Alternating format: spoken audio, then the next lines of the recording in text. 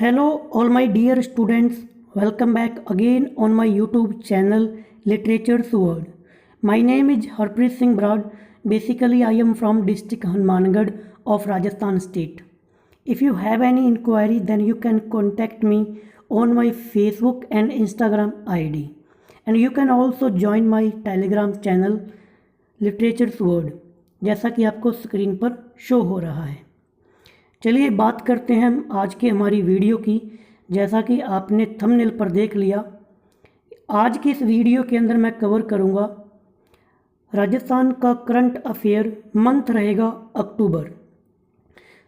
प्रादेशिक परिदृश्य से हम इस टॉपिक को कवर करेंगे।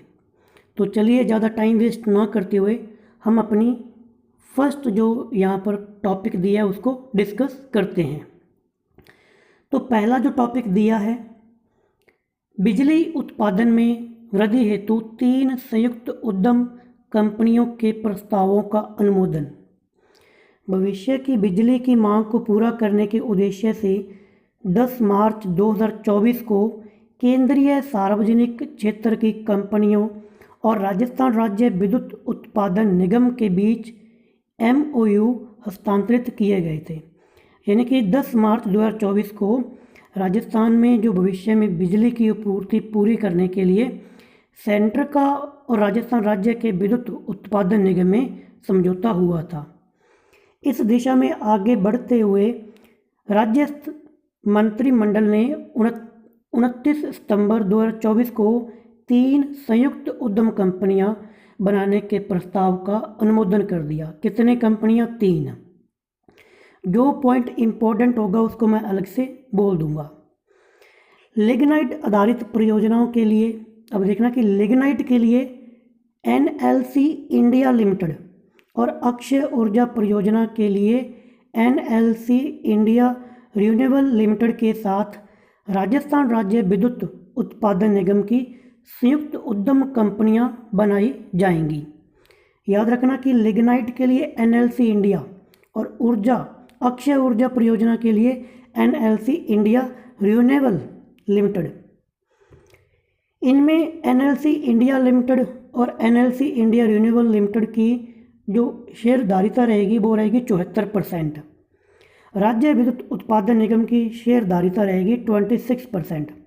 यानी कि वो जो 2 कंपनी है NLC, उनको दोनों को मिला के 74% और राजस्थान का जो राज्य विद्युत उत्पादन निगम है उसकी शेयरिंग रहेगी 26%।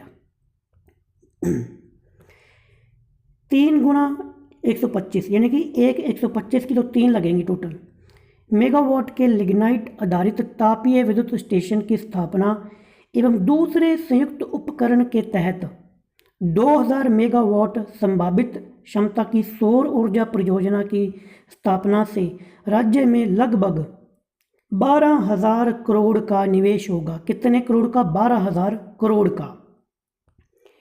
NTPC एवं RVUN की 50-50% शेयरधारिता वाले तीसरे संयुक्त उद्यम में, जो तीसरा रहेगा, 2 तो ऊपर हो गए, तीसरा छबड़ा थर्मल पावर प्लांट के परिसर में 660 और 800 मेगावाट क्षमता की 1 या 2 अतिरिक्त विद्युत तापीय इकाइयां स्थापित की जाएंगी। छाबड़ा थर्मल पावर प्लांट की 2320 मेगावाट की मौजूदा इकाइयों का स्वामित्व हस्तांतरण भी इसी संयुक्त उद्यम को कर इसी के माध्यम से इसका संचालन किया जाएगा। इस संयुक्त उद्यम के तहत 2 परियोजनाओं की स्थापना होने पर लगभग 14,400 करोड़ का निवेश किया जाएगा। मंत्रिमंडल की उक्त बैठक में विद्युत उत्पादन बढ़ाने के उद्देश्य से 5,708 मेगावाट की सौर ऊर्जा और विंड सोलर हाइब्रिड परियोजना के लिए 10,418 हेक्टेयर भूमि आवंटित प्रदान करने की स्वीकृति दी गई है। अब यहाँ पे थोड़ा चीज़ें कॉम्प्लिकेटेड है, बट जो अपने काम की चीज़ वो आपको याद रखना है। एक तो कंपनियाँ कितनी? 3। दूसरा कि जो 2 कंपनियां थी लिग्नाइट वाली NLC और अक्षय ऊर्जा के लिए इंडिया रिन्यूएबल, ये 2 याद रखना। इनकी कितनी % शेयरिंग है? 74% और राजस्थान की 26%। फिर जो तीन जो हैं 125 वाली, उनके लिए खर्च होंगे 12,000 करोड़, ठीक है। और जो नीचे दिया हुआ है कि जो छबड़ा थर्मल पावर प्लांट है, उसके लिए खर्च होंगे 14,400 करोड़, 14,400 करोड़। भूमि कितनी आवंटित की जाएगी, एक ये चीज़ आप याद रखना, 10,418। इसके बाद में ये न्यूज़ आगे चल रही है, क्रिस्टलाइन टेक्नोलॉजी पर आधारित 2000 मेगावाट की सौर ऊर्जा परियोजना जैसलमेर जिले की उपनिवेशन तहसील नाचना वन के ग्राम बुढ़ान। याद रखना कि जैसलमेर की तहसील है नाचना, नाचना का गांव रहेगा बुढ़ान। इसको ट्रिक से याद कर लो, नाचना यानी कि नाच रहा है, कौन नाच रहा है, बुढ़ान यानी कि बूढ़ा, कोई बूढ़ा व्यक्ति नाच रहा है। क्योंकि ये क्वेश्चन ऐसे बन सकता है कि नाचना तहसील का कौन सा गांव है, तो बुढ़ान। क्रिस्टलाइन टेक्नोलॉजी विद ट्रैकर पर आधारित 1500 मेगावाट की सौर ऊर्जा परियोजना जैसलमेर की उपनिवेशन तहसील मोहनगढ़ फर्स्ट। अब मोहनगढ़ फर्स्ट में तो एक तो मोहनगढ़ गांव है, दूसरा जो मोहनगढ़ सेकंड है उसका गांव रहेगा पोहड़ पर लगाई जाएंगी। तो 3 गांवों के नाम यहाँ पर आए हैं, नाचना का बुढ़ान और मोहनगढ़ फर्स्ट का तो मोहनगढ़ ही है, मोहनगढ़ सेकंड का रहेगा पोहड़। इस प्रकार इस तरह 1100 मेगावाट की एक सौर ऊर्जा परियोजना एवं 108 मेगावाट की विंड सोलर हाइब्रिड प्रोजेक्ट के लिए जैसलमेर एवं फलोदी जिलों में भूमि आवंटित की स्वीकृति दी गई है। कौन कौन से जिलों में भूमि आवंटित की जाएगी, जैसलमेर और फलोदी। सौर ऊर्जा के लिए कितने मेगावाट, 1100, और विंड सोलर के लिए 108। तो ये भी डाटा आपको याद रखना है। जैसलमेर जिले की तहसील रामगढ़, रामगढ़ के गांव सियंबर में, अब ये भी याद रखना है कि रामगढ़ का कौन सा गांव है, सियंबर। यहाँ पर 1000 मेगावाट की एक सौर ऊर्जा परियोजना लगाई जाएगी। कौन सी सौर ऊर्जा परियोजना, कितने मेगावाट की, 1000 की। तो यहाँ पर अपने जो याद रखना है, नाचना गांव का बुढ़ान, मोहनगढ़ फर्स्ट का मोहनगढ़, मोहनगढ़ सेकंड का पोहड़ और रामगढ़ का सियंबर। तो ये पहला आपने कवर यहाँ पे कर लिया। इसके बाद में जो नेक्स्ट करंट अफेयर का जो फैक्ट है ये इम्पोर्टेंट है, स्वच्छता सेवा 2024 अभियान का शुभारंभ। यहाँ पे बहुत सारे क्वेश्चन इम्पोर्टेंट निकलेंगे। मुख्यमंत्री भजनलाल शर्मा ने नमस्ते योजना, योजना कौन सी, नमस्ते योजना के तहत सफाई मित्रों को पीपीई किट प्रदान करने के अवसर पर, किट कौन सी, पीपीई, अवसर पर स्वच्छता से संबंधित स्वच्छता ही सेवा 2024 अभियान का शुभारंभ 17 सितंबर 2024 को किया। अभियान का पूरा नाम क्या है, स्वच्छता ही सेवा। योजना कौन सी, नमस्ते योजना। क्या प्रदान किया गया, पीपीई किट।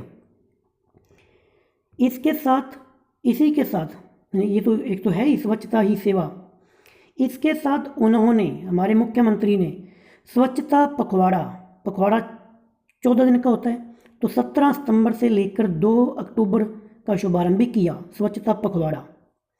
कार्यक्रम के दौरान मुख्यमंत्री ने नगर निगम की रीसाइक्लिंग एवं जयपुर 311 ऐप का शुभारंभ किया। 2 ऐप लॉन्च किए, अब दोनों का नाम है और क्या क्या काम है। रीसाइक्लिंग ऐप, इसके साथ क्या होगा, इसके माध्यम से नगर निगम द्वारा सूचना प्राप्त होने पर अब घर से ही सूखा कचरा श्रेणीवार एकत्रित किया जाएगा। इसके अलावा घर पर ही निगम द्वारा ऑनलाइन भुगतान भी किया जाएगा। सूखा कचरा वगैरह बिकता है ना, उसको बेचने पर भुगतान भी करेंगे ऑनलाइन, रीसाइक्लिंग ऐप। दूसरा, नगर निगम संबंधी समस्याओं के निस्तारण के लिए शहरवासी जयपुर 311 ऐप का प्रयोग कर सकते हैं। दोनों ऐप का नाम याद रखना, रीसाइक्लिंग ऐप और जयपुर 311। अगला पॉइंट, नॉलेज इन्हांसमेंट प्रोग्राम के तहत 100 कृषक यानी कि 100 किसानों को विदेश भेजा जाएगा। 100 किसानों को नॉलेज इन्हांसमेंट प्रोग्राम के तहत विदेश भेजा जाएगा। पढ़ते हैं इसमें क्या है। राज्य सरकार ने वर्ष 24-25 की बजट घोषणा में नॉलेज इन्हांसमेंट यानी कि नॉलेज को बढ़ाने के प्रोग्राम शुरू किया। उसका नाम था नॉलेज इन्हांसमेंट प्रोग्राम।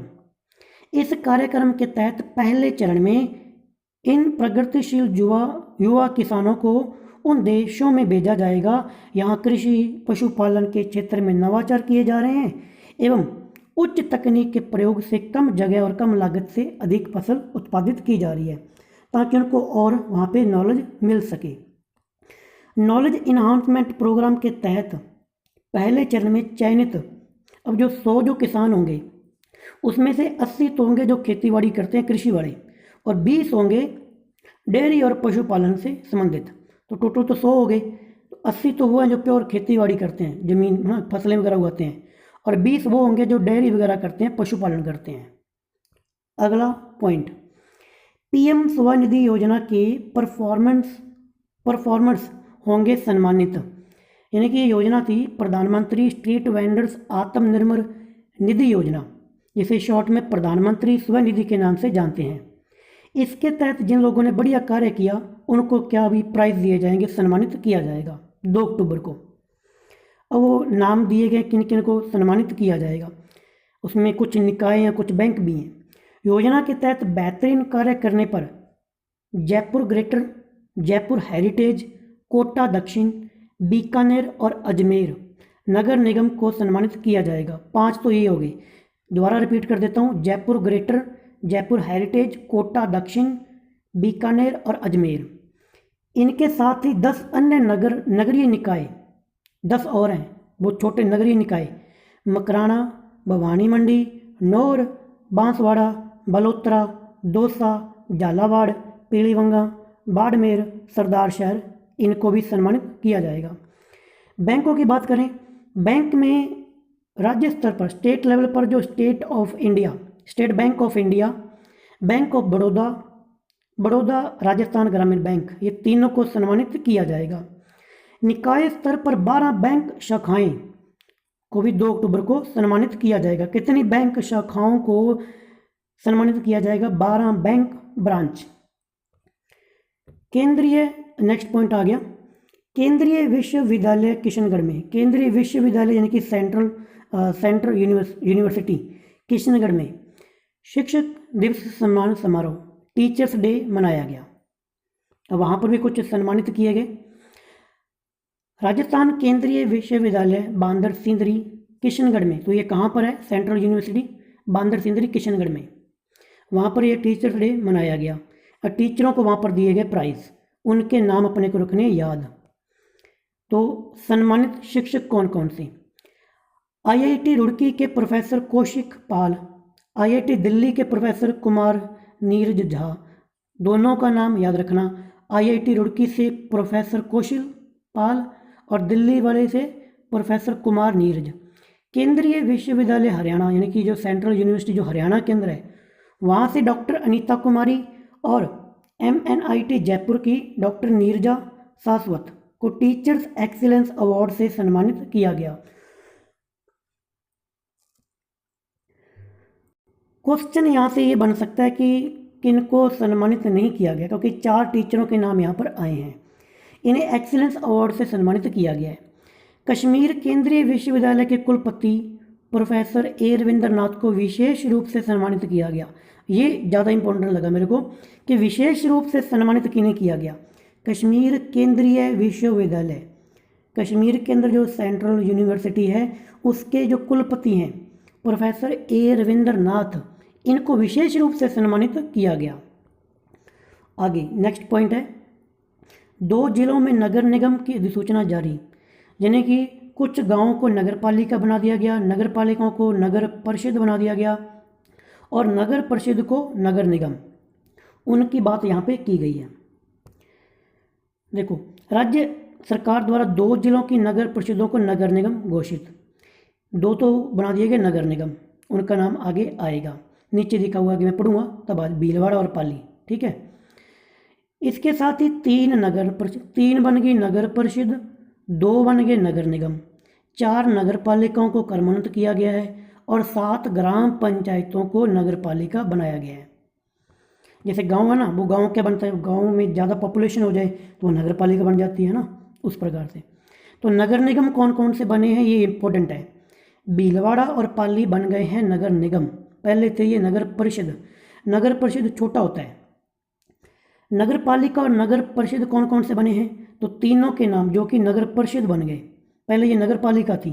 कौन कौन से, पुष्कर डिस्ट्रिक्ट अजमेर, लालसोंठ दौसा डिस्ट्रिक्ट में जो लालसोंठ पड़ता है, शाहपुरा जो कि जयपुर के अंदर पड़ता है। अब ये बन गए हैं नगर परिषद, पहले क्या थे ये नगर पालिका। अब नगर पालिका से वो देखो, दौसा की महवा, चूरू की तारानगर, सीकर की लोलस और दौसा की बांदीकुई नगर पालिका। अब ये नगर पालिका को कर्मोन्नत किया गया है, थोड़ा और बढ़ाया गया है। 7 ग्राम पंचायतें नगर पालिका घोषित।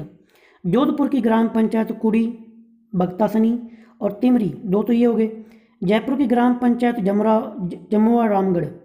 झुंझुनू की ग्राम पंचायत ढूंढलोद, सुल्ताना और जाखल के अलावा जलोर की ग्राम पंचायत साइला को चतुर्थ श्रेणी नगर पालिका घोषित किया गया। तभी तो ऊपर लिखा है ना कि नगर पालिका कर्मोन्नत, सीधी नगर पालिका से नगर परिषद नहीं बनता। नगरीय पालिका जो 4th ग्रेड के अंदर आ रहा है उसको पहले कर्मोन्नत किया जाता है, फिर वो नगर परिषद बनता है। राजस्थान सरकार के सामाजिक न्याय और अधिकारिता विभाग को मिला राष्ट्रीय ई गवर्नेंस गोल्ड पुरस्कार। केंद्र सरकार के, अब ये पुरस्कार किसने दिया, क्यों दिया और किसे दिया। माइनर सी मिस्टेक क्वेश्चन गलत करवा सकती है, ध्यान से सुन लेना। केंद्र सरकार के प्रशासनिक सुधार और लोक शिकायत विभाग, यानी कि इसने तो दिया है किसके लिए, नागरिक केंद्रीय सेवाएं प्रदान करने के लिए उभरती हुई प्रौद्योगिकियों के अनुप्रयोग के तहत उत्कृष्ट उपलब्धि के लिए। किसे दिया, राजस्थान सरकार के सामाजिक न्याय और अधिकारिता विभाग को क्या दिया, राष्ट्रीय ई गवर्नेंस, और उसमें कौन सा, गोल्ड पुरस्कार 2024 में सम्मानित किया गया। राज्य सरकार को यह पुरस्कार मुंबई में आयोजित, ये कहाँ दिया गया, मुंबई के अंदर 27वीं राष्ट्रीय ई गवर्नेंस कॉन्फ्रेंस के दौरान 3 सितंबर 2024 को प्रदान किया गया। 10 लाख पुरस्कार राशि वाला यह पुरस्कार प्रदेश द्वारा सिलिकोसिस रोग की पहचान के लिए, किस रोग की पहचान के लिए, सिलिकोसिस पहचान के लिए टेली रेडियोलॉजी और कृत्रिम बुद्धिमत्ता आर्टिफिशियल इंटेलिजेंस के अभिनव उपयोग और प्रभावित व्यक्तियों को राहत पहुंचाने के लिए डायरेक्ट बेनिफिट ट्रांसफ़र, जिसे आप शॉर्ट में बोलते हैं डीवीटी, के स्वीकृति पोर्टल निर्माण के लिए प्रदान किया गया। कि ऐसा पोर्टल बनाइए कि डायरेक्ट बेनिफिट मिले उस व्यक्ति को जिसको ये सिलिकोसिस रोग है। उल्लेखनीय है कि राज्य सरकार के सिलिकोसिस बीमारी निदान के लिए आईटी समाधान विकसित किया गया है, जो डिजिटल एक्सरे, टेली रेडियोलॉजी और एआई एल्गोरिदम का उपयोग करके सिलिकोसिस की जांच को सुगम एवं त्वरित बनाता है। कौन सी बीमारी, याद रख लेना, सिलिकोसिस। राज्य सरकार राज किसान साथी फेज 2 को मिला राष्ट्रीय ई गवर्नेंस सिल्वर अवार्ड। तो जो राज किसान साथी फेज 2 है उसको कौन सा मिला है, राष्ट्रीय e governance silver prize. Rajasthan सरकार के सूचना प्रौद्योगिकी एवं संचार विभाग राज किसान साथी फेज 2 प्लेटफॉर्म को ई गवर्नेंस पुरस्कार 2024 से सम्मानित किया गया। ऊपर था गोल्ड वाला, ये है गोल्ड वाला राष्ट्रीय ई गवर्नेंस गोल्ड पुरस्कार, और ये राज किसान वाले को मिला है सिल्वर वाला। इसमें आपको याद रखना है कि इसमें जो प्राइस है वो 5 लाख है, ऊपर 10 लाख था। और यहाँ पे एक पॉइंट है कि विभागों की विभिन्न सेवाओं को ईज ऑफ डूइंग फार्मिंग का आयाम प्रदान करने के लिए दिया गया है। ये जो प्राइस दिया गया ना, ये 5 लाख जो रुपये दिए गए हैं, ये दिए गए हैं ईज ऑफ डूइंग फार्मिंग, इसके तहत। नॉलेज इन्हांसमेंट प्रोग्राम के तहत पहले चरण में 100, अच्छा ये तो वही वापस पेज रिपीट हो गया, सॉरी, ये मैंने पेज पढ़ लिया।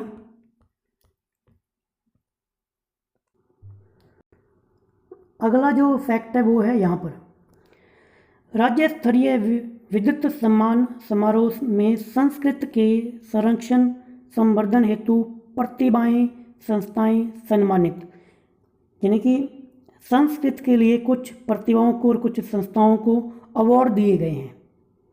इसका आयोजन जो किया गया वो किया गया कोटा के अंदर। कहाँ पे किया गया? कोटा। कोटा में UIT ऑडिटोरियम में 2 सितंबर 2024 को किया गया। अब यहाँ पर जो प्राइज़ दिए गए आपको ये देखने, यहाँ पे लिखा हुआ है, पहला इंपॉर्टेंट है, बाकी थोड़े ज़्यादा हो जाएंगे। ये आपको याद रखना है कि संस्कृत साधना शिखर सम्मान किसे दिया गया? साधना शिखर। अब शिखर पे कौन होता है? जो अटूट 12 महीने बाबा जी निरंजन दास मान्य हुए बाबा जी, मतलब ऐसे ट्रिक बैठा लो इसकी, क्योंकि ये पुरस्कार दिया गया है 1812 के बाबा श्री निरंजन नाथ मान्यगढ़। 1 लाख रुपए की राशि इन्हें दी गई है।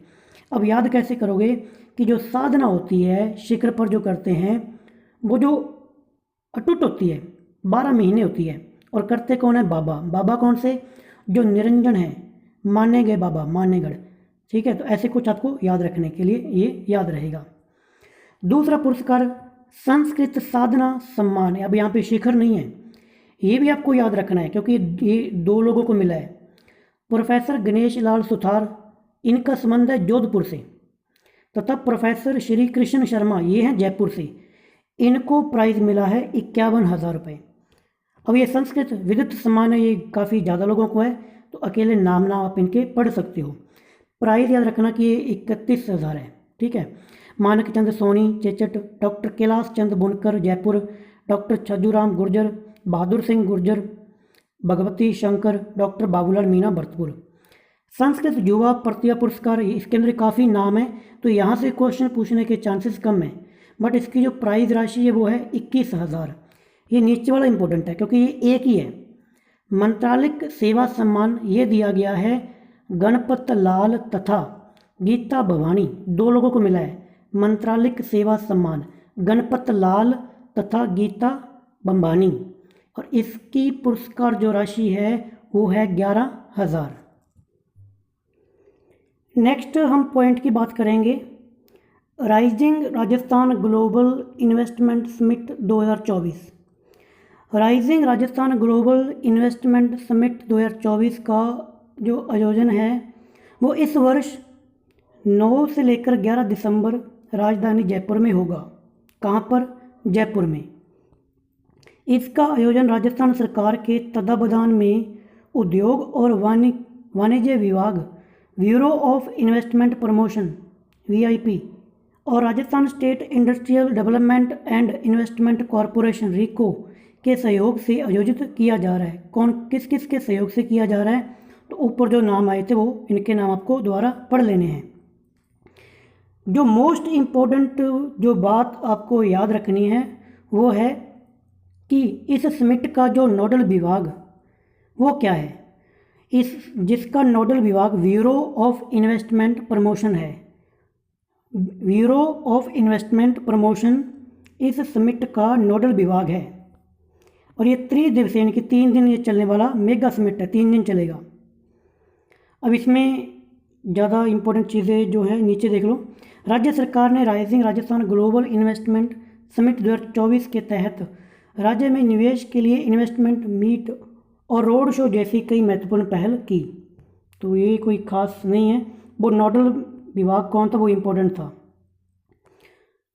ये देख लीजिए कि इस समिट का जो पहला इन्वेस्टमेंट था वो मीट मुंबई में 30 अगस्त 2024 को हुआ था, जिसमें 4.5 लाख करोड़ से अधिक के MOU पर हस्ताक्षर किए गए थे। मुख्यमंत्री भजनलाल शर्मा के नेतृत्व में 30 सितंबर को देश की राजधानी नई दिल्ली में 2 दिवसीय इन्वेस्टर रोड शो और आउटरीच का आयोजन किया गया है। इस कड़ी में मुख्यमंत्री भजनलाल शर्मा ने एवं उप मुख्यमंत्री डॉक्टर प्रेमचंद बैरबा ने दक्षिण कोरिया में इन्होंने किया था 9 और 10 सितंबर को, और जापान में किया था 11 और 13 सितंबर को अंतर्राष्ट्रीय इन्वेस्टर मीट में हिस्सा लिया। तो आपको ये 2 कंट्रीज याद रखनी है, कहाँ पर ये किया था, कोरिया और जापान में। आगे ये इम्पोर्टेंट है, आईफा अवार्ड 2025 का जो आयोजन है वो जयपुर में होने जा रहा है। आईफा अवार्ड 2025 ये कब होगा? ये होगा 7 से लेकर 9 मार्च, यानी कि 7, 8 और 9, यानी कि 3 दिन ये प्रोग्राम चलेगा जयपुर के अंदर। आईफा अवार्ड की सिल्वर जुबली के अवसर पर ऐतिहासिक रूप से जयपुर में भारतीय सिनेमा के 25 शानदार वर्ष का जश्न मनाने का समारोह आयोजित किया जाएगा। इस संबंध में आई यानी कि आईफा के वाइस प्रेसिडेंट कौन है?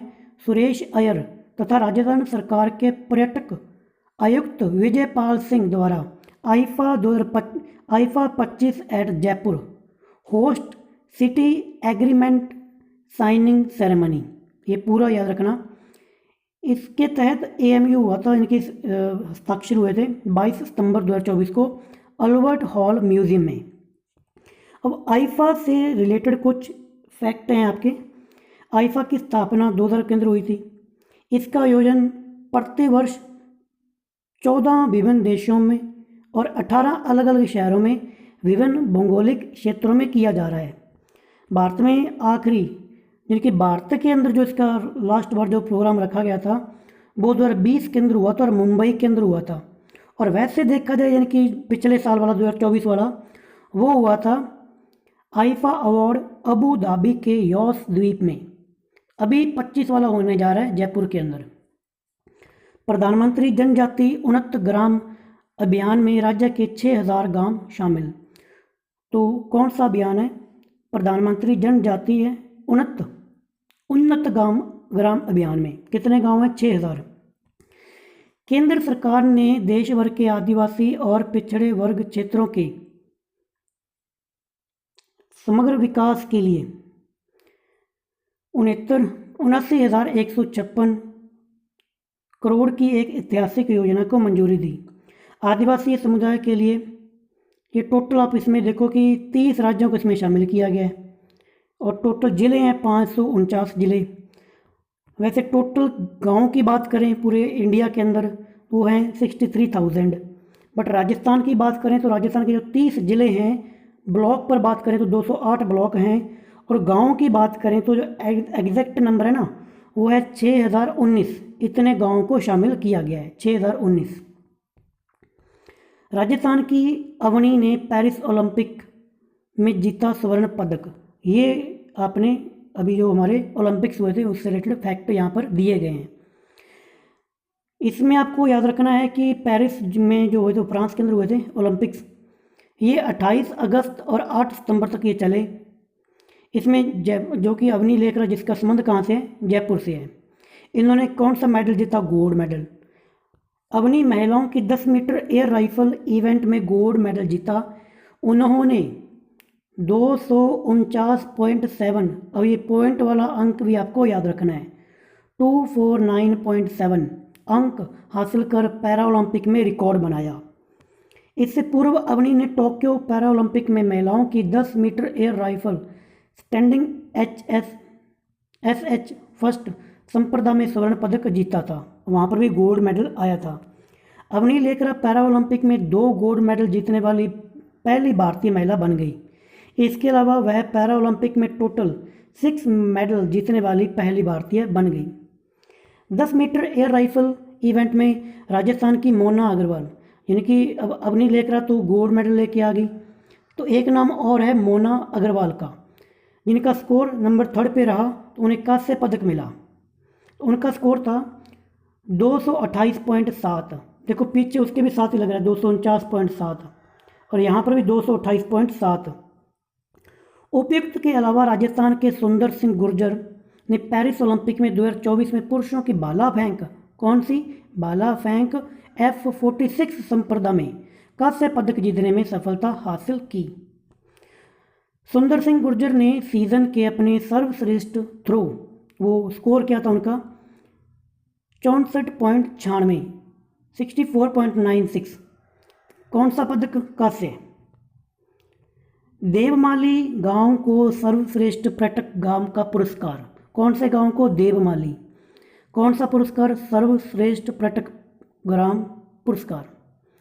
राजस्थान के ब्यावर जिले में ये गांव पड़ता है। विश्व पर्यटक दिवस के अवसर पर केंद्र सरकार के पर्यटन विभाग द्वारा सर्वश्रेष्ठ पर्यटक ग्राम पुरस्कार से सम्मानित किया गया। देवमाली गांव को यह पुरस्कार समुदाय आधारित पर्यटन श्रेणी में दिया गया। किस श्रेणी में? समुदाय आधारित पर्यटन श्रेणी। यह पुरस्कार ब्यावर के तत्कालीन कलेक्टर उत्सव कौशल और देवमाली गांव की सरपंच पूजा गुर्जर नई दिल्ली में 27 सितंबर को ग्रहण किया। तो ये किस किस को प्राइज़ लेने के लिए कौन गया था? तो ब्यावर जिले के जो कलेक्टर हैं उत्सव कौशल और सरपंच है उस गांव की, देवमाली गांव की सरपंच पूजा गुर्जर, दिल्ली में इनको ये पुरस्कार मिला। उल्लेखनीय है कि अजमेर से सटे ब्यावर जिले में स्थित देवमाली देव नारायण भगवान की भूमि कहलाता है। देवमाली को क्या कहते हैं? देव नारायण भगवान की भूमि। रक्षा मंत्री ने किया जयपुर में सैनिक स्कूल का उद्घाटन। रक्षा मंत्री राजनाथ सिंह द्वारा जयपुर में सैनिक स्कूल का औपचारिक तौर पर उद्घाटन 23 सितंबर 2024 को किया गया। अब ये पीपीपी मोड पर किया गया, इनकी private partnership programme, public partnership programme पे इसका उद्घाटन किया गया। कहाँ पर किया गया? सैनिक स्कूल है वो आपका श्री भवानी निकेतन स्कूल कैंपस में। उल्लेखनीय है कि सैनिक स्कूल सोसाइटी रक्षा मंत्रालय ने श्री भवानी निकेतन पब्लिक, ये जो समझौता हुआ था वो हुआ था सितंबर 2023 के अंदर। और इससे लेकर कुछ फैक्ट आपको मिलेंगे यहाँ पर कि ये स्कूल कैसे काम कर रहे हैं, क्या इनकी योजना थी। इसके तहत टोटल 100 नए स्कूल इनको खोलने थे, सेंट्रल सरकार की योजना थी भी टोटल 100 हम सैनिक स्कूल बनाएंगे। ठीक है, प्राइवेट स्कूलों में कुछ गवर्नमेंट की हिस्सेदारी देकर, पब्लिक पीपीटी मोड पर, ठीक है, पीपीपी पब्लिक प्राइवेट पार्टनरशिप पर। अब ये 100 में से इन्होंने 33 स्कूल तो क्या है अलग से चल रहे हैं, 100 और बनाएंगे, ये इनकी योजना थी। रक्षा मंत्रालय ने साझेदारी मोड के तहत 45 नए सैनिक स्कूलों को मंजूरी दी है। कितने? 45 को, 100 की बात हुई थी। मथुरा दास माथुर अवार्ड समारोह, ये अवार्ड संबंधित है क्रिकेट से। राजस्थान ब्लूज क्रिकेट क्लब की ओर से स्वर्ग मथुरा दास माथुर की स्मृति में उनके जन्म दिवस पर 31वां, कौन सा 31वां मथुरा दास माथुर अवार्ड समारोह 6 सितंबर 2024 को मनाया गया। इस पुरस्कार समारोह में 23-24 के लिए निम्नलिखित प्राइज यहाँ पे दिए गए। अभी आपको रखने हैं प्राइज याद। सीनियर वर्ग में आपको याद रखना है, सीनियर वर्ग अभिजीत तोमर, जूनियर वर्ग रोहन राजभर, सब जूनियर में रजत बघेल। तो ट्रिक बना लो कि अभिजीत रोता रहा रात भर रजत बघेल के पास, ताकि याद रहेगा कि सीनियर फिर जूनियर फिर सब जूनियर। अभिजीत तोमर, रोहन राजभर, रजत बघेल। विजय मर्चेंट ट्रॉफी में उल्लेखनीय प्रदर्शन करने के लिए अभय शर्मा को उदयबान खिलाड़ी, देखो उदयबान खिलाड़ी प्राइज किसे मिला? अभय शर्मा को उदयबान अवार्ड से सम्मानित किया गया। पुरस्कार की राशि क्या है भाई? तो इसके तहत सीनियर वर्ग में 15,000 रुपये, जूनियर और सब जूनियर में 7,500 रुपये नगद, सर्टिफिकेट एक्सीलेंस और स्मृति चिन्ह और वो संपूर्ण किट बैग इनको प्रदान किए गए। नई रेल सुरक्षा प्रणाली कवच 4.0 का ट्रायल राजस्थान में ये कवच का प्रशिक्षण किया गया, ट्रायल किया गया सवाई माधोपुर से लेकर कोटा के बीच में। टोटल 108 किलोमीटर के ट्रैक पर इसका ट्रायल किया गया। 108 किलोमीटर सवाई माधोपुर से कोटा 24 सितंबर को। रेल मंत्री अश्वनी वैष्णव ने सवाई माधोपुर से सुमेरगंज मंडी तक ट्रेन के लोको पायलट के साथ सफ़र किया। सवाई माधोपुर से पायलट यानी कि खुद इंजन में बैठे, कौन? रेल मंत्री। और कहाँ तक? सुमेरगंज मंडी तक। कवच स्वदेशी रूप से विकसित ऑटोमेटिक ट्रेन प्रोटेक्शन सिस्टम है, प्रोटेक्शन करता है भी कोई एक्सीडेंट होने से पहले ही थोड़ी इन्फॉर्मेशन दे देता है। यहाँ पे नीचे लिखा हुआ है, आपको बताता हूँ कहाँ पे है इसके बारे में योजना, ये महत्वपूर्ण तथ्य यहाँ पे दिए गए हैं। पहले तो ये देख लो कि एक बार सिस्टम सक्रिय हो जाने पर ये 5 किलोमीटर की सीमा के भीतर ट्रेन रुक जाती है, 5 किलोमीटर के बीच में। एक ऊपर लिखा हुआ है on board display of signal expect loco pilot को कम दिखने पर भी संकेत करता है। अगर कम दिखाई दे रहा है ना तो ये इसको दिखने में मदद करता है। महत्वपूर्ण तथ्य क्या है इसके बारे में? कवच भारतीय रेलवे स्वचालित ट्रेन सुरक्षा प्रणाली, तो ये इंडिया का है, पूरी तरह से भारत में बनी सुरक्षा प्रणाली है। कवच प्रणाली में हाई फ्रिक्वेंसी के रेडियो कम्युनिकेशन का इस्तेमाल किया गया है। यह सिस्टम 3 स्थितियों में काम करता है, जैसे कि हैंड ऑन टकराव, अगर टकराव होने वाला तो इसको एक्टिवेट हो जाता है। रियर एंड टकराव और सिग्नल खतरा, कोई सिग्नल को लेकर कोई खतरा है तो उसको भी ये पहले ट्रैक कर लेता है। भारतीय रेलवे द्वारा रेल रक्षक दल का गठन। बढ़ती रेल दुर्घटना को देखते हुए भारतीय रेलवे ने रेल रक्षक दल का गठन 24 सितंबर 2024 को किया। पायलट प्रोजेक्ट के तहत भारतीय रेलवे ने उत्तर पश्चिमी रेलवे जोन में इस पहल की शुरुआत की। शुरुआत कहाँ से की? उत्तर पश्चिमी रेलवे, नॉर्थ वेस्टर्न रेलवे। इस दल की जिम्मेदारी दुर्घटना स्थल पर तुरंत पहुंचकर बचाव कार्य करने की होगी। इस टीम को राष्ट्रीय आपदा राहत बल NDRF द्वारा प्रशिक्षित किया जाएगा, ट्रेनिंग दी जाएगी। इस टीम को जोन के चारों मंडलों में 4 स्थायी, कौन कौन से? बांदीकुई, लालगढ़, उदयपुर एवं मेड़ता रोड पर तैनात किया गया है। रेल मंत्री अश्वनी वैष्णव ने जयपुर के गांधीनगर स्टेशन पर पुनर्विकास के काम का निरीक्षण करने के साथ ही रेल रक्षक दल की 2 टीमों को भी देखा। Gaurav Rungta Asia Pacific enterprise award से सम्मानित। एशिया पैसिफिक एंटरप्राइज से किन्हें सम्मानित किया गया? गौरव रुंगटा। मान स्ट्रक्चरल्स प्राइवेट लिमिटेड के प्रबंधक निदेशक गौरव रुंगटा को एशिया पैसिफिक एंटरप्राइज अवार्ड, आपको सिर्फ इतना याद रखना कि ये prize Asia Pacific enterprise award किसे मिला? गौरव रुंगटा को।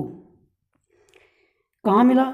ये मिला, यह पुरस्कार बैंकॉक थाईलैंड में आयोजित समारोह में 30 अगस्त 2024 को प्रदान किया गया। 30 अगस्त को थाईलैंड में। अवार्ड का उद्देश्य एशियाई अर्थव्यवस्थाओं में स्थायी उद्यमशील विकास को बढ़ावा देना है। प्रखर राजस्थान रीडिंग अभियान, ये एजुकेशन से रिलेटेड है तो इम्पोर्टेंट रहेगा। जो बच्चे रुक रुक के पढ़ते हैं ना, जैसे किताब पढ़ते हैं, प्रदेश के बच्चों को किताबों ऐसे पढ़ते हैं, उनको एक लय केंद्र पढ़ने के लिए सिखाने के लिए अभियान चलाया गया। ये 9 सितंबर से लेकर 2 अक्टूबर तक प्रखर राजस्थान रीडिंग अभियान चलाया जा रहा है, प्रवाह से किताबें पढ़ने के लिए, ताकि वो पूरा फ्लो के साथ बुक को पढ़ सकें। इस अभियान का शुभारंभ शिक्षा मंत्री, प्राथमिक एवं माध्यमिक संस्कृत शिक्षा, पंचायती राज विभाग, राजस्थान सरकार मदन दिलावर द्वारा झालावाड़ जिले के कनवाड़ी ग्राम के, कहाँ से किया गया शुभारंभ? झालावाड़ जिले के कनवाड़ी ग्राम राजकीय उच्च माध्यमिक विद्यालय से 9 सितंबर 2024 को किया गया। इसका उद्देश्य क्या है?